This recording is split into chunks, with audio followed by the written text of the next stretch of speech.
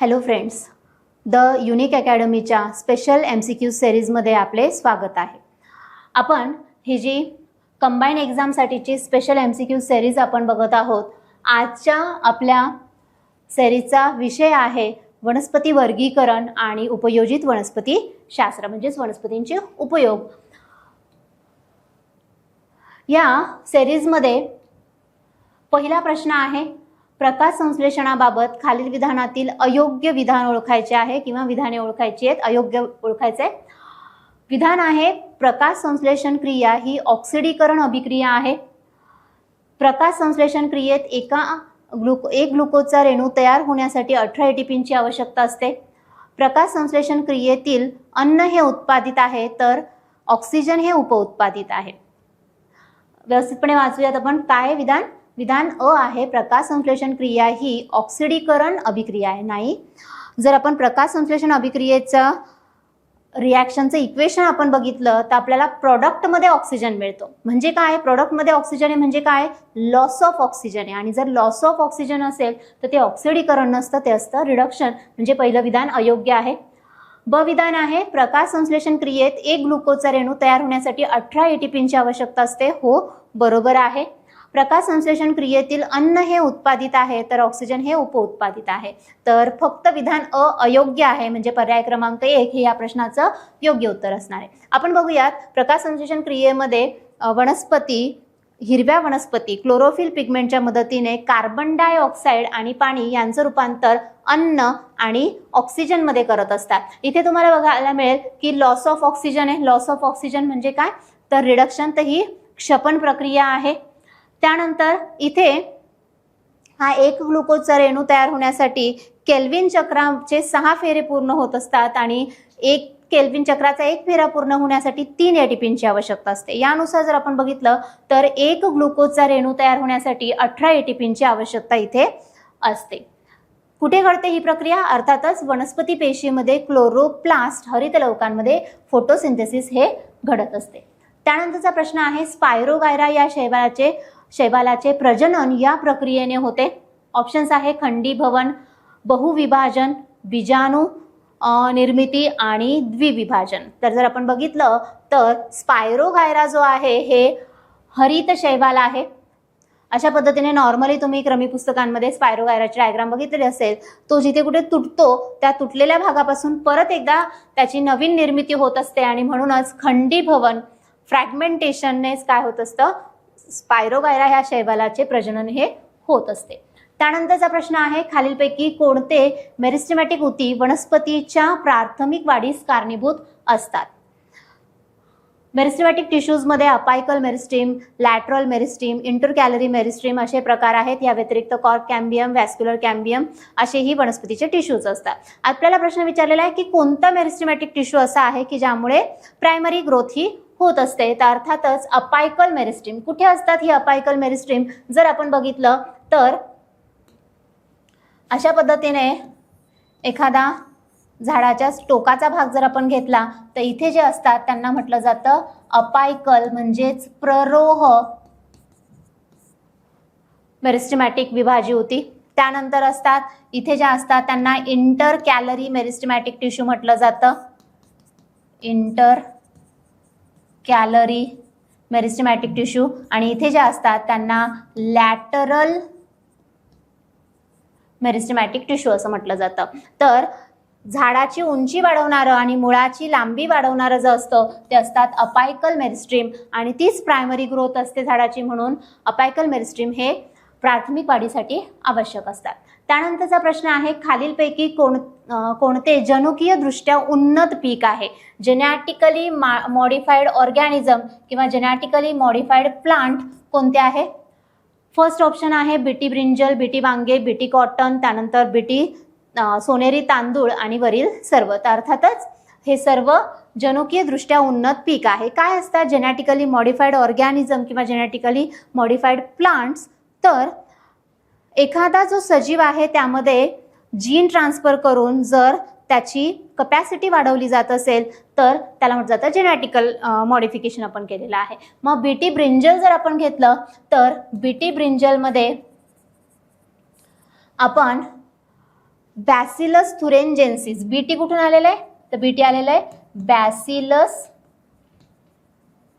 थुरेंजेन्सिस नावाच्या soil bacteria आहे हा. या सॉइल बॅक्टेरियामधून क्रे नावाच्या प्रथिनाचा जीन जो आहे तो ट्रान्सफर केला वांग्यामध्ये. त्याचबरोबर तोच जीन ट्रान्सफर केलेला आहे आपण कॉटनमध्ये, की हा जो जीन आहे ह्या जीनमुळे एक प्रोटीन तयार होतं आणि ह्या प्रोटीनचं वैशिष्ट्य काय तर हे प्रोटीन अल्कलाइन पीएचला काय होतं कार्यरत असतं. आता वांग्याला जर आपण बघितलं किंवा कॉटनला कपाशीला जर आपण बघितलं तर कपाशीमध्ये बोंडआळी आणि वांग्यामध्ये बोरर यांचं प्रमाण खूप जास्त असतं. मग त्यात ती जी आळी आहे ती कोणत्या प्रकारातली आहे तर ती आहे लेपिडोप्टेरा. ही जे लेपिडोप्टेरा प्रकारातले जे सजीव आहेत किंवा अळी आहे या अळीमध्ये तिच्या इंटेस्टाईनमध्ये अल्कलाइन पीएच असतो आणि ह्या अल्कलाइन पीएचला हे प्रोटीन काय करतं ॲज अ विषासारखं ॲक्टिव्ह होतं आणि त्यामुळे त्या अळीचा नायनाट होतो. तर बीटी ब्रिंजल आणि बीटी कॉटन यांच्यामध्ये बॅसिलस थुरेंजेन्सिस नावाच्या बॅक्टेरियातून जीन ट्रान्सफर केलेलं आहे, त्यामुळे ती जेनेटिकली उन्नत अशी पिकं आहेत, मॉडिफाईड प्लांट आहे. त्यानंतर सोनेरी तांदळाच्या बाबतीत जर आपण बघितलं तर नॉर्मली राईस जो असतो तांदळामध्ये व्हिटॅमिन एचा जीन नसतो, पण राईस हे जगभरातील लोकांचं एक महत्त्वाचं अन्न आहे आणि त्याला साठवणं ट्रान्सपोर्ट करणं सोपं आहे. म्हणून डॅफोडिल नावाच्या एक जंगली मका आहे त्या मक्यातून व्हिटॅमिन एचा जो जीन आहे प्रोव्हिटॅमिनचा जीन जो आहे तो कशामध्ये राईसमध्ये टाकला गेला आणि त्यामुळे राईसमध्ये आता प्रोव्हिटॅमिन ए तयार होते की ज्यामुळे त्याचा कलर थोडासा पिवळसर गोल्डन दिसतो आणि म्हणून त्याला सोनेरी तांदूळ म्हटलं जातं. तर बीटी ब्रिंजल, बीटी कॉटन आणि गोल्डन राईस ही तिघंही काय आहेत तर ही तिघंही जेनेटिकली मॉडिफाईड प्लांट्स आहेत, जनुकीयदृष्ट्या उन्नत पीक आहे.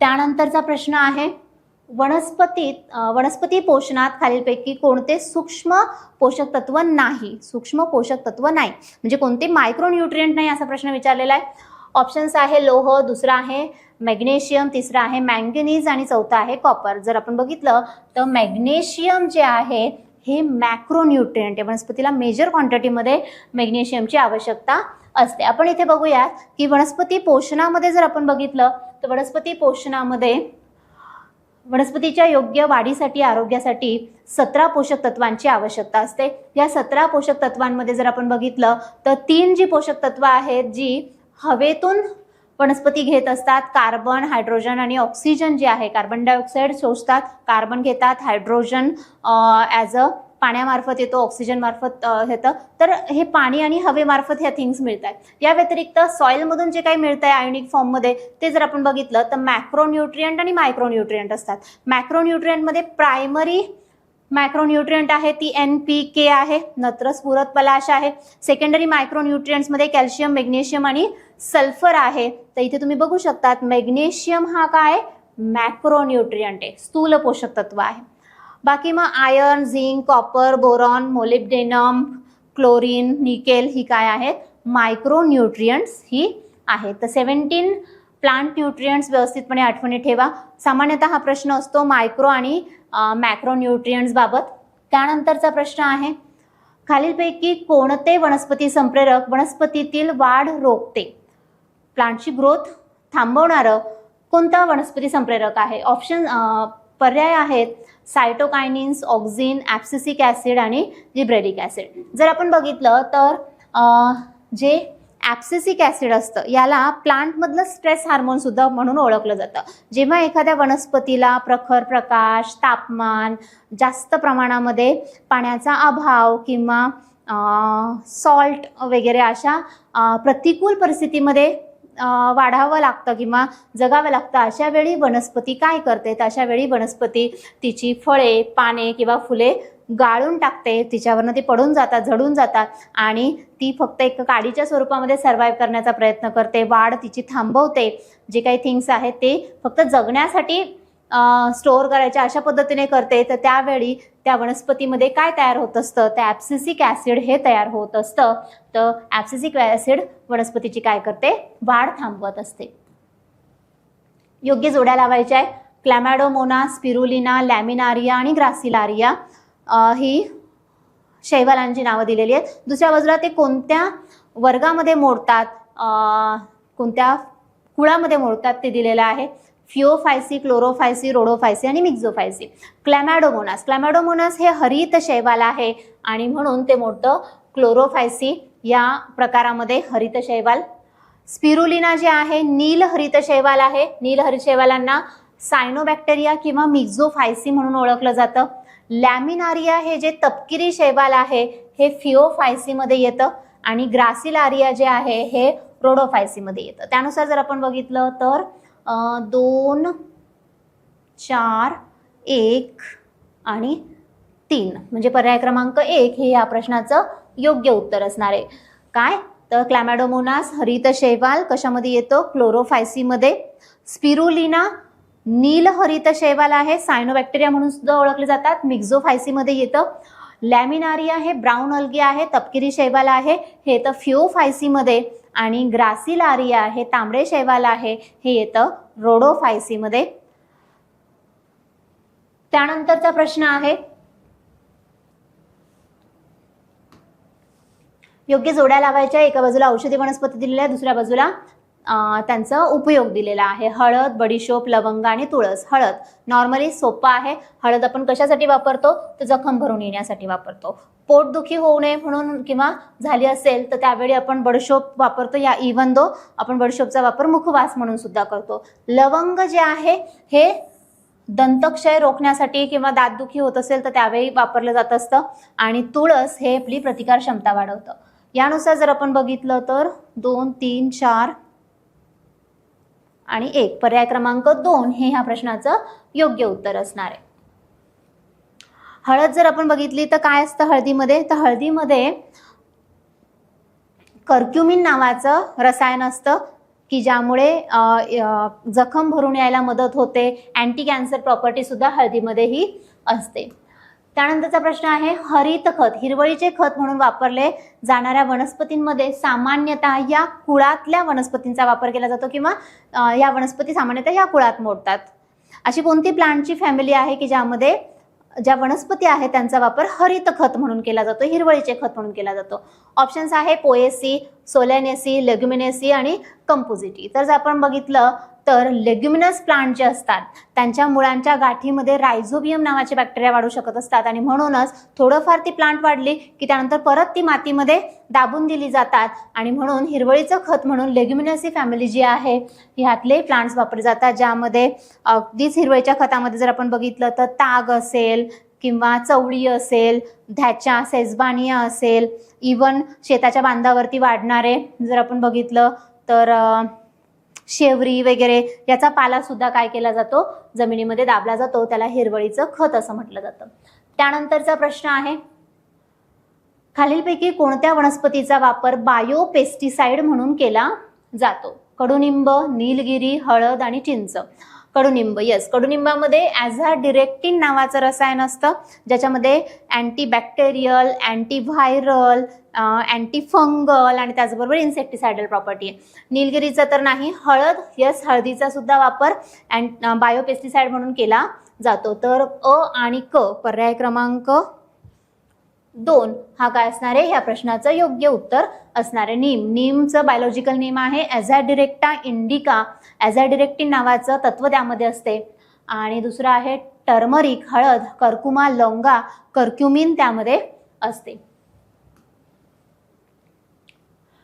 लिंबूच्या पिकाची पाने पिवळी खालीलपैकी कशाच्या अभावामुळे होत असतात? प्लांट्समध्ये कोणत्या न्यूट्रियंटच्या अभावामुळे कोणता आजार होतो ह्या संबंधी प्रश्न आहे. तर निंबोनी किंवा सिट्रस जे प्लांट आहे त्याच्यामध्ये मॉलिब्डेनमचा जर अभाव असेल तर झाडाची पानं आपल्याला अशा पद्धतीने पिवळे पॅचेस पानांवरती दिसून येतात. तर मॉलिब्डेनमच्या अभावामुळे झाडावरच्या पानांवरती असे पिवळे डाग हे येत असतात. त्यानंतर एका बाजूला पीक दिलेलं आहे, त्याला समोर दिलेला आहे त्या संबंधी आजार. गहू ह्या पिकाला कोणता आजार होतोय, भुईमुगाला कोणता, वांगी आणि ऊसमध्ये. गहू जर आपण बघितलं तर गव्हाला लूज स्मट, मोकळी कानी नावाचा आजार आपल्याला बघायला मिळतो. भुईमुगामध्ये टिक्का हा आजार असतो, ज्यामध्ये पानांवरती ब्राऊन कलरची डॉट्स ही येत असतात. वांग्यामध्ये जर आपण बघितलं तर फोमोप्सिस ब्लाइट, म्हणजे आतमध्ये खराब होऊन जातं ते वांग. आणि ऊसमध्ये जर आपण बघितलं तर ऊसाचा लाल कूज म्हणजे रेड रस्ट हा बघायला मिळतो. 2, 3, 4, 1. पर्याय क्रमांक 1 या प्रश्नाचं योग्य उत्तर असणार आहे. जर आपण बघितलं तर गव्हामध्ये मोकळी कानी, ऊसामध्ये रेड रस्ट, त्यानंतर भुईमुगामध्ये टिक्का आणि वांग्यामध्ये फोमोसिस. पुढचा प्रश्न आहे, अयोग्य जोडी ओळखायची आहे. महाराष्ट्र राज्याचे राज्यफूल लार्जर स्ट्रोमिया स्पेसिओसा बरोबर आहे. महाराष्ट्र राज्याचे कांदळ वृक्ष सोनरेशिया अल्बा हे सुद्धा बरोबर आहे, ज्याला आपण सफेद चिप्पी असं म्हणतो. गहू झीमेज नाही, गव्हाचं बायोलॉजिकल नेम झीमेज नाहीये. वड फायकस बेंगालेन्सिस बरोबर आहे. मग गव्हाचं हा ऑप्शन करेक्ट आहे. मग गव्हाचं बायोलॉजिकल नेम काय, तर गव्हाचं बायोलॉजिकल नेम आहे ट्रायटिकम किंवा ट्रेटिकम एस्टिबम. आणि मका झीमेज कशाचं आहे, तर मक्याचं बायोलॉजिकल नेम आहे. तर बायोलॉजिकल नेम दिलेली आहेत. त्यानंतरचा प्रश्न आहे, खालीलपैकी कोणती वनस्पती C4 वनस्पती आहे. C4 प्लांट आणि C3 प्लांट अशा पद्धतीचे 2 पद्धतीने प्रकाश संश्लेषण घडतात. तर त्यानुसार प्रश्न विचारलेला आहे. गहू, ऊस, तांदूळ आणि कपाशी जर आपण बघितलं तर ऊस हा जो आहे हा C4 वनस्पती आहे. काय होतं, प्रकाश संश्लेषण होत असताना जेव्हा केल्विन चक्र चाललेलं असतं, त्यामध्ये जेव्हा कार्बन डायऑक्साईडचं फिक्सेशन होतं रुबिस्को मार्फत, तेव्हा सर्वात आधी प्रोडक्ट जो तयार होतो तो सामान्य पिकांमध्ये 3 कार्बनचा प्रोडक्ट तयार होतो.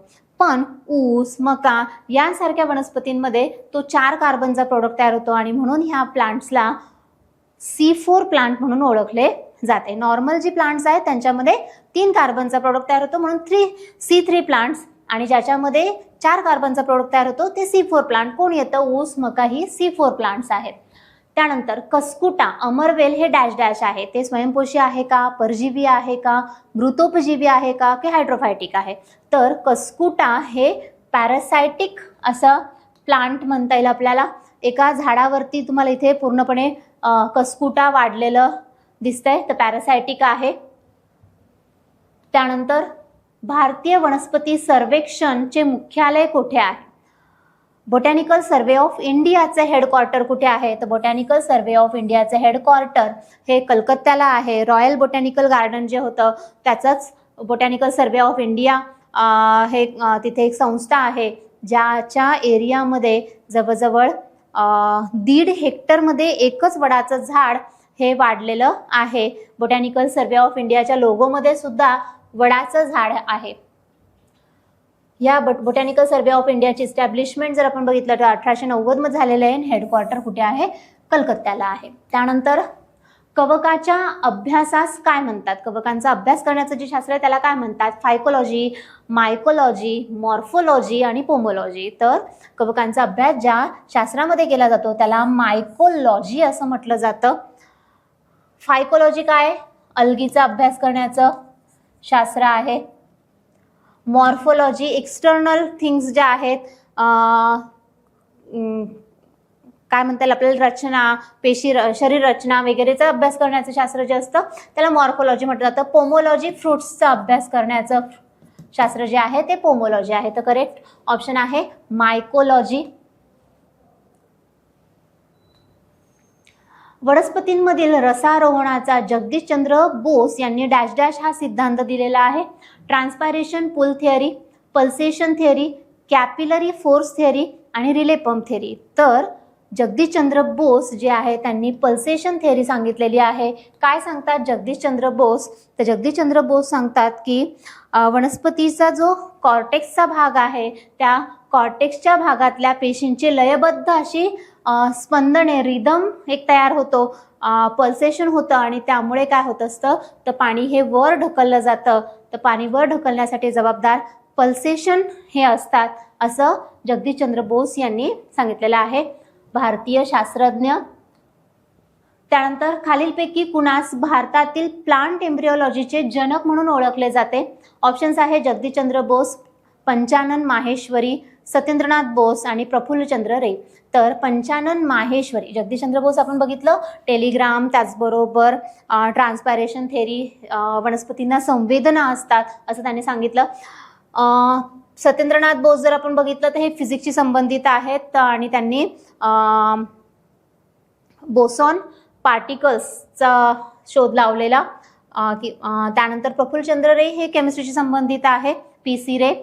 तर पंचानन माहेश्वरी यांना भारतातील प्लांट एम्ब्रिओलॉजीचे जनक म्हणून ओळखले जाते. त्यांनी टेस्ट ट्यूबमध्ये अशी टेक्निक शोधून काढली की ज्यामुळे फर्टिलायझेशन करणं शक्य झालं आणि ज्यामुळे आपल्याला खूप वेगवेगळे हायब्रिड्स तयार करता आले. तर त्यांनी पद्धत शोधून काढली, test tube fertilization of angiosperm, आणि ह्या पद्धतीमुळे अँजिओस्पर्म्सचे आपण आज कितीतरी हायब्रिड्स तयार करू शकतो की ज्या हायब्रिड्समुळे एवढ्या वाढणाऱ्या पॉप्युलेशनला अन्नधान्याचा पुरवठा हा होतो, भरपूर प्रमाणात उत्पादन हे घेता येतं. तर पंचानन माहेश्वरी यांना प्लांट एम्ब्रिओलॉजीचा जनक म्हणून ओळखले जाते भारतामध्ये. त्यानंतरचा प्रश्न आहे, खालीलपैकी कोणत्या वनस्पतीचा वापर जैव इंधन निर्मितीसाठी केला जातो? बायोफ्युएल्स जे आहेत त्यासाठी कोणकोणत्या वनस्पती वापरल्या जातात? जॅट्रोपा वापरलं जातं, कसावा वापरलं जातं, भुईमूग नाही, शुगर बीट हो वापरता येतं, आणि खराब झालेले गहू वगैरे डॅमेज ग्रेन्स तर हो वापरता येतात. मग आपण जर बघितलं तर ब, ड आणि ई, ब, ड आणि ई, पर्याय क्रमांक 4 हे करेक्ट आहे. जॅट्रोपा आपण ज्याला करंज वगैरे म्हणतो, कसावा म्हणजे साबुदाण्यासाठीचं जे रूट्स असतात ते प्लांट, त्यानंतर शुगर बीट ज्यामध्ये भरपूर प्रमाणात स्टार्च आहे, भरपूर प्रमाणात शुगर आहे असं, आणि खराब झालेले गहू वगैरे वापरले जातात. भुईमूग हे यापासून ऑइल्स मिळतात पण ते खाद्यान्न आहे, त्यामुळे त्याचा बायोडिझेलसाठी उपयोग केला जात नाही. नॅशनल बायोडिझेल पॉलिसी तसं रेकमेंड करत नाही. तर हे नाही आहे, तर बाकीच्यांचा वापर केला जातो. Sugar beet, sorghum, corns, damage wheat grains, jatropha इत्यादींचा वापर बायोडिझेलच्या, बायोफ्युएल्सच्या निर्मितीमध्ये केला जातो. आजच्या सिरीजमध्ये आपण वनस्पतींचे वर्गीकरण आणि वनस्पतींचे उपयोग यासंबंधी MCQs आपण बघितलेले आहेत. पुढच्या सिरीजमध्ये आपण प्राण्यांचे वर्गीकरण आणि प्राणीशास्त्र, उपयुक्त प्राणी किंवा न्यूजमध्ये असणाऱ्या स्पेसीज यासंबंधी आपण बघणार आहोत. थँक्यू.